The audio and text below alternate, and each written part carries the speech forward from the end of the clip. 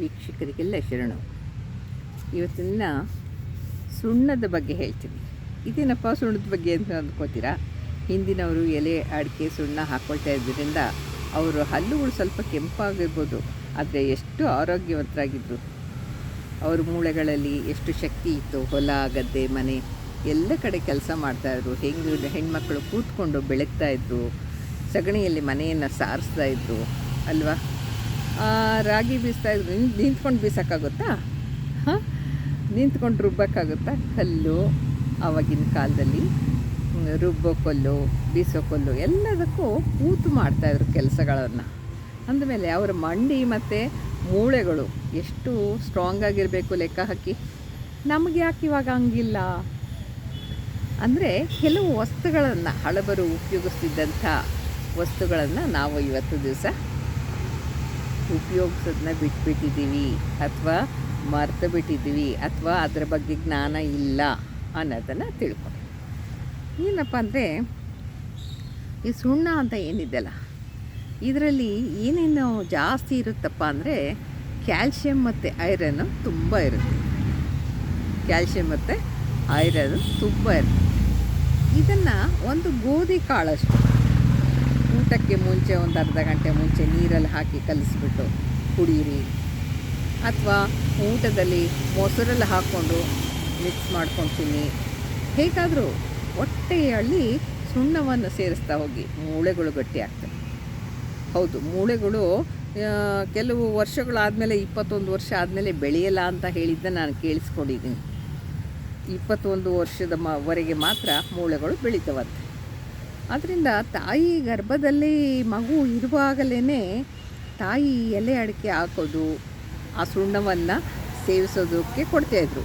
ಯಾಕೆಂದರೆ ಹೊಟ್ಟೆಯಲ್ಲೇ ಗರ್ಭದಲ್ಲೇ ಮಗು ಬೆಳವಣಿಗೆ ಚೆನ್ನಾಗಾಗಲಿ, ಅವುಗಳ ಮೂಳೆ ಗಟ್ಟಿಗಿರಲಿ.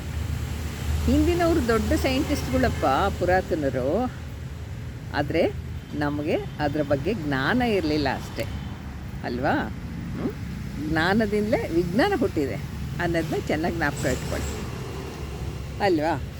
ಈಗ ಇದು ಏನೇನಕ್ಕೆ ಉಪಯೋಗ ಆಗುತ್ತೆ ಅಂತ ನೋಡೋಣ.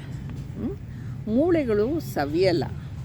ಇದನ್ನು ಸ್ವಲ್ಪ ಮೊಸರಲ್ಲಿ, ಸಬ್ಜಿಲಿ ಅಥವಾ ನೀರಲ್ಲಿ ತಗೊಳ್ಳೋದ್ರಿಂದ ಈ ವಾತ ಪಿತ್ತ ಕಫಗಳು ಕೂಡ ಬ್ಯಾಲೆನ್ಸ್ ಆಗ್ತವೆ.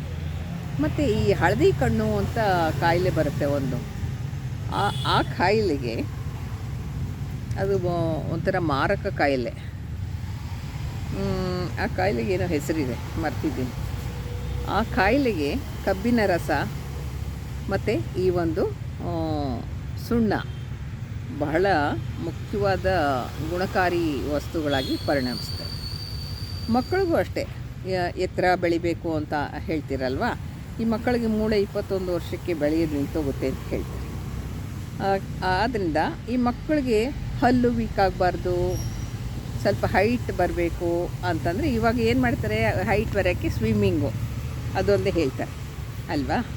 ದಿನ ಮಕ್ಕಳಿಗೆ ಸಬ್ಜಿಯಲ್ಲಿ ಅಥವಾ ಸ್ವಲ್ಪ ಮೊಸರಿನಲ್ಲಿ ಅಥವಾ ನೀರಿನಲ್ಲಿ ಸ್ವಲ್ಪ ಮಾತ್ರ ಸುಣ್ಣ, ಎಷ್ಟು ಅಂತ ಒಂದು ಗೋಧಿ ಕಾಳಿನಷ್ಟು ಇರಬೇಕಷ್ಟೇ, ಜಾಸ್ತಿ ಇರಬಾರ್ದು.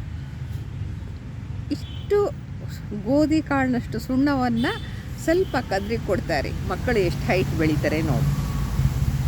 ಎತ್ತರ ಬೆಳಿಬೇಕಾದ್ರೆ ಈ ಮೂಳೆಗಳನ್ನು ಸ್ವಲ್ಪ ಸ್ಟ್ರೈಟಾಗಿ ಮೇಲಕ್ಕೆ ಎಳಿಬೇಕಾದ್ರೆ ಆ ಸುಣ್ಣಕ್ಕೆ ಶಕ್ತಿ ಇದೆ. ಆದ್ದರಿಂದ ಸುಣ್ಣವನ್ನು ತಪ್ಪದೆ ಬಳಸ್ಕೊಳ್ಳಿ.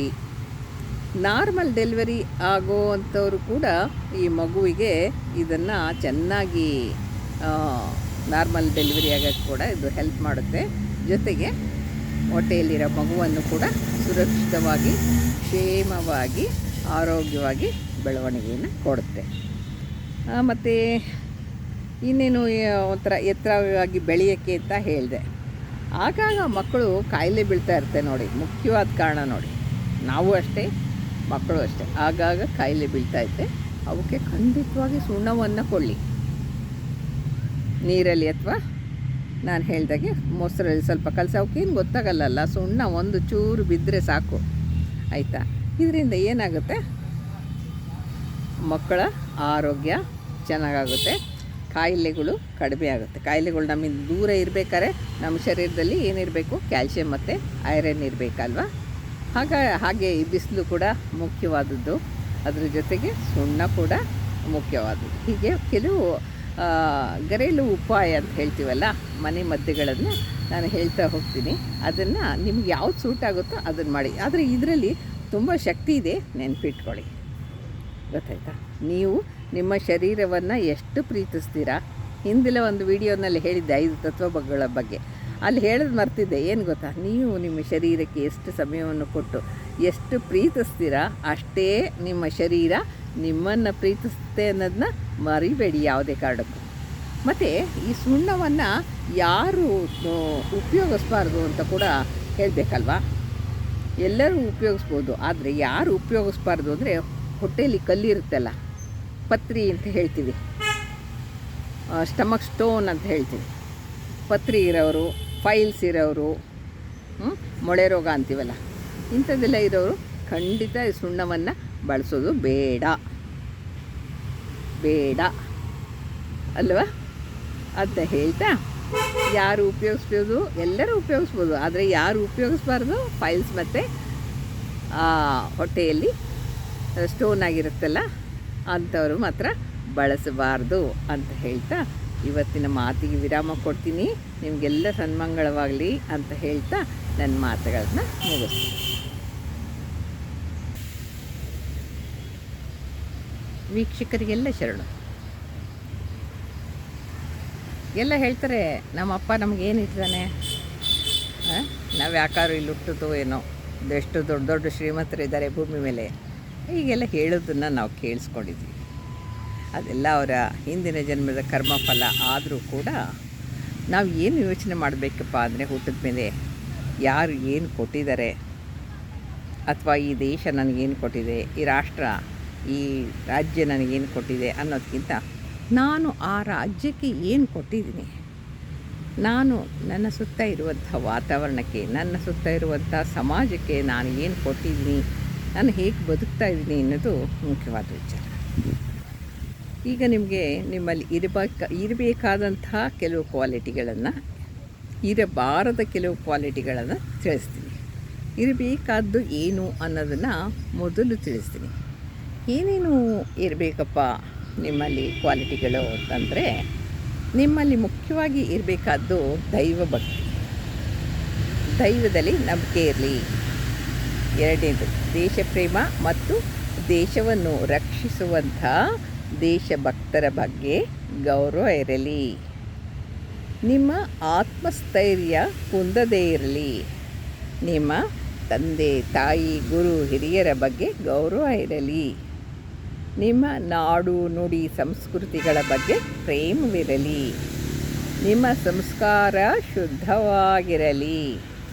ನಿಮ್ಮ ಮಾತು ಮಧುರವಾಗಿ ಹಿತಮಿತವಾಗಿರಲಿ. ನಿಮಗೆ ಒಳ್ಳೆಯವರ ಒಡನಾಟ ಸ್ನೇಹ ಇರಲಿ. ನಿಮಗೆ ಸತ್ಸಂಗದಲ್ಲಿ ಒಲವು ಇರಲಿ. ಹಾಗೆ ಜಪ ತಪ ಧ್ಯಾನ ಮೌನದಲ್ಲಿ ಕೂಡ ನಿಮಗೆ ಒಲವಿರಲಿ. ಇತರರ ನೋವಿಗೆ ಸ್ಪಂದಿಸುವಂತಹ ಸೌಜನ್ಯಪೂರ್ಣ ಗುಣ ಇರಲಿ. ನಿಮ್ಮ ವೇಷಭೂಷಣ ನಡೆ ನುಡಿಗಳ ಬಗ್ಗೆ ಎಚ್ಚರಿಕೆ ಇರಲಿ. ಇತರರು ನಿಮ್ಮಲ್ಲಿ ಇಟ್ಟಿರುವ ಪ್ರೀತಿ ವಿಶ್ವಾಸ ಭರವಸೆಗಳನ್ನು ಉಳಿಸಿಕೊಳ್ಳುವಂಥ ಹೃದಯವಂತಿಕೆ ಇರಲಿ. ನಿಮ್ಮದೇ ಅಂಗೈಯಲ್ಲಿ ನಿಮ್ಮ ಆರೋಗ್ಯವನ್ನು ಕಾಪಾಡಿಕೊಳ್ಳುವ ಸಂಕಲ್ಪ ಮತ್ತು ಪ್ರೀತಿ ಇರಲಿ.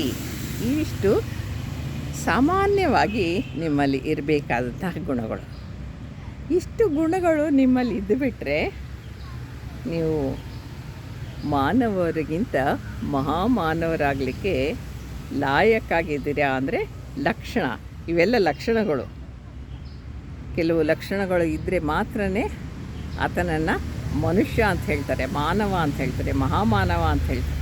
ಇವೆಲ್ಲ ಮಹಾಮಾನವನಿಗೆ ಇರಬೇಕಾದಂಥ ಗುಣಗಳು. ಇವುಗಳನ್ನು ರೂಢಿಸ್ಕೊಳ್ಳಿ ನಿಮ್ಮಲ್ಲಿ. ನಾಳೆ ದಿವಸ ಯಾವ ಗುಣಗಳು ನಿಮ್ಮಲ್ಲಿ ಇರಬಾರದು ಅದನ್ನು ಹೇಳ್ತೀನಿ, ಸರಿನಾ? ಎಲ್ಲರಿಗೂ ಒಳ್ಳೆಯದಾಗಲಿ.